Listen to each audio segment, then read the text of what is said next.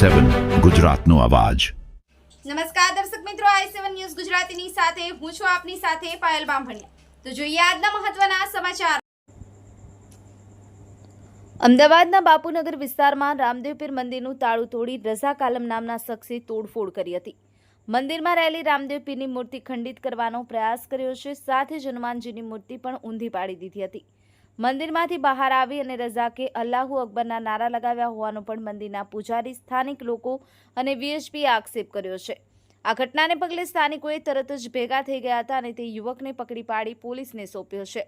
ઘટનાને પગલે વિશ્વ હિન્દુ પરિષદના કાર્યકરો પણ મોટી સંખ્યામાં પોલીસ સ્ટેશન પહોંચ્યા હતા અને કડક કાર્યવાહીની માંગ કરી હતી।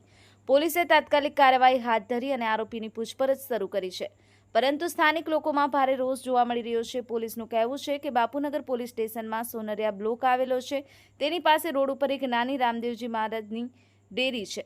ત્યાં કોઈક અજાણ્યા ઇસમે મૂર્તિ સવારમાં વહેલી ખંડિત કરી દીધી હતી અને જે અનુસંધાને કંટ્રોલ રૂમમાંથી ફોન આવતા તુરંત બાપુનગર પોલીસ તેમજ ગાયકવાડપુરા પોલીસ ત્યાં પહોંચી ગઈ હતી। બાપુનગર પોલીસે પૂજારીની ફરિયાદના આધારે 32 વર્ષીય યુવક રઝાક આલમની અટકાયત કરી છે।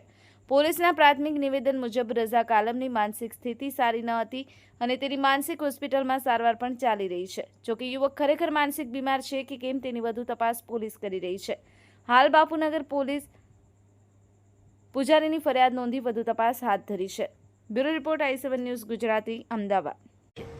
જી, બાપુનગર પોલીસ સ્ટેશનમાં સોનરિયા બ્લોક આવેલા છે, તેની પાસે રોડ ઉપર એક નાની રામદેવજી મહારાજની ડેરી છે।